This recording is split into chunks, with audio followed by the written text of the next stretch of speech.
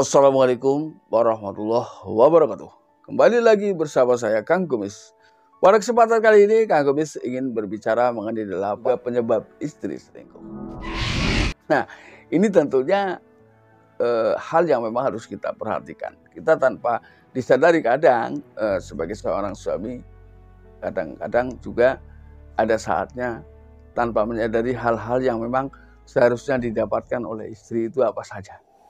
Ya, ini yang kadang menyebabkan bahwa seseorang merasa dirinya sudah benar. Nah, namun sebelum lanjut ke topik, gak ada salahnya silahkan sahabat semua subscribe, like, dan komen, dan juga jangan lupa share. Ya, 8 hal ya ciri dan penyebab istri selingkuh memang harus dipahami secara mendalam agar satu sama lain ini tidak saling curiga dan tidak saling menuduh dan tidak terjadi sebuah perselingkuhan. Ketika sudah seperti itu, insya Allah keluarga kita akan selalu harmonis. Artinya di sini keduanya sudah terbalut rasa saling percaya satu sama lain. Yang pertama, biasanya perselingkuhan terjadi ini karena adanya perhatian yang kurang dari pasangan atau seorang istri yang merasa terabaikan selama ini. Nah, pertanyaan saya, apakah sebagai seorang suami sudah memberikan perhatian yang lebih terhadap pasangan? Ini yang harus Anda jawab. Jadi ini yang harus kita ketahui, dan seorang pria ataupun seorang wanita jangan pernah merasa bahwa dirinya sudah memberikan yang terbaik. Ya, karena terbaik di sini sebetulnya tergantung bagaimana syukur yang diberikan. Ya, syukur yang hadir dalam diri seseorang. Maka ini tidak bisa disamakan bentuk perhatian harus seperti ini. Tapi ini tergantung bagaimana menyikapi perhatian yang diberikan oleh pasangan. Jadi si pemberi perhatian dan yang diberi perhatian sama-sama harus memahami. Ya. Lalu yang kedua, bisa jadi selingkuh adalah pilihan karena kurang perhatiannya itu tadi. Pada akhirnya seseorang berpikir bahwa dengan berselingkuhlah semua permasalahan di tengah kehidupan rumah tangga ini akan selesai. Tidak seperti itu, ya. Justru dengan melangkah tanpa berpikir lebih dahulu, perselingkuhan di sini akan menciptakan permasalahan baru yang belum tentu bisa diselesaikan dengan baik. Nah, kenapa saya katakan selingkuh bisa jadi sebuah pilihan? Kan banyak penyelesaian masalah yang tidak harus dengan berselingkuh. Kecuali memang di situ harus satu-satunya jalan harus berselingkuh. Tidak, di situ banyak jalan dalam sebuah permasalahan. Ya. Kan kita diposisikan di dua pilihan, antara selingkuh dan tidak selingkuh, dan sebetulnya bisa memilih untuk tidak berselingkuh.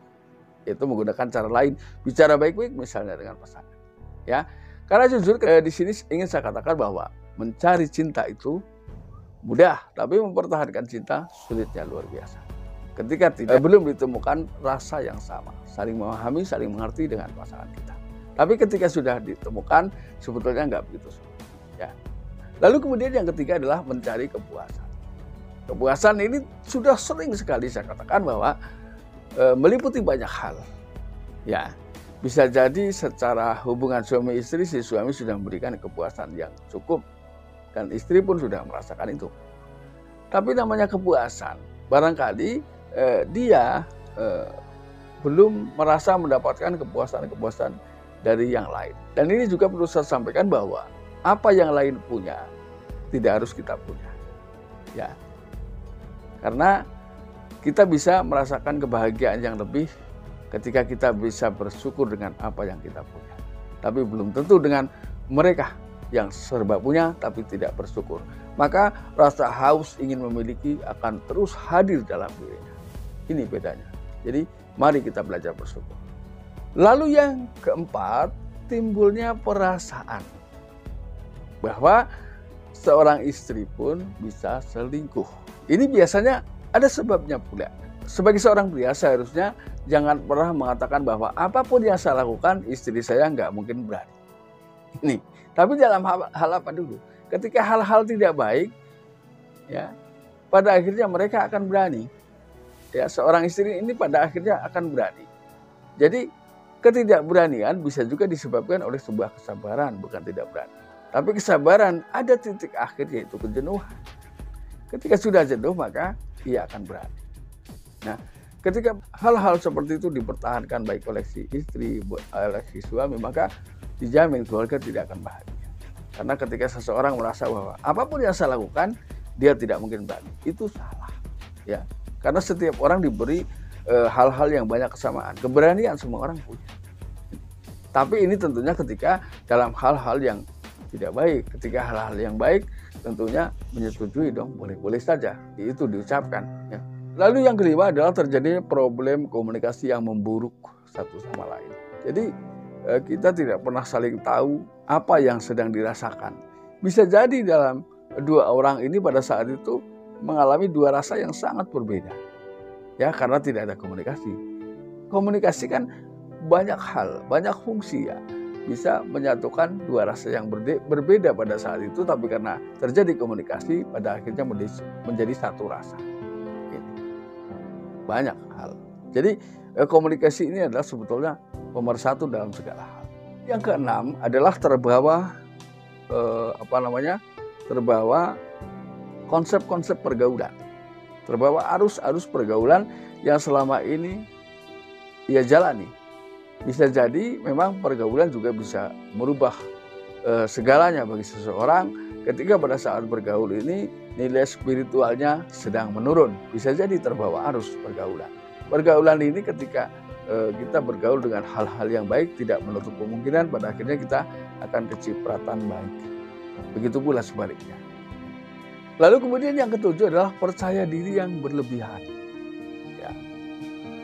Percaya diri yang berlebihan bisa jadi bahwa seseorang menganggap bahwa istri saya atau suami saya memang sangat mencintai saya. Jadi apapun yang saya lakukan, mereka tidak mungkin marah. Ini adalah percaya diri yang berlebihan. Percaya diri yang tidak justru pada akhirnya tidak mawas diri. Nah, ketika hal itu terus Anda gaungkan dalam hati Anda, bisa jadi ujian baru akan datang yang tidak pernah terduga. Yang kedelapan adalah gagal pencapaian. Tentunya sebelum menikah ada kalanya orang memang membuat sebuah komitmen. Apa yang akan kita lakukan nanti setelah kita berada di dalam lingkaran pernikahan. Namun hal yang tidak pernah kita sadari adalah banyaknya permasalahan-permasalahan yang tidak terduga muncul, ya, bahkan bisa jadi menghambat apa yang menjadi keinginan kita. Itu adalah hal yang biasa. Ya, bagi yang sudah menikah paham itu ya. Mungkin bagi yang belum menikah tidak percaya.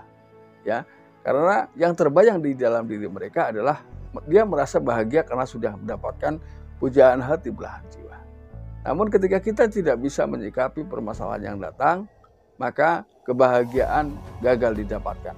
Jadi cara mempertahankan adalah bagaimana memperjuangkan permasalahan-permasalahan yang datang, menghadapi dengan bijak sehingga kebahagiaan itu bisa diraih dengan sempurna. Nah, sahabat, mudah-mudahan apa yang Kang Gemis sampaikan bisa bermanfaat dan akhir kata salam harmonis bersama Kang Gemis. Wabillahi taufiq wal hidayah. Wassalamualaikum warahmatullahi wabarakatuh.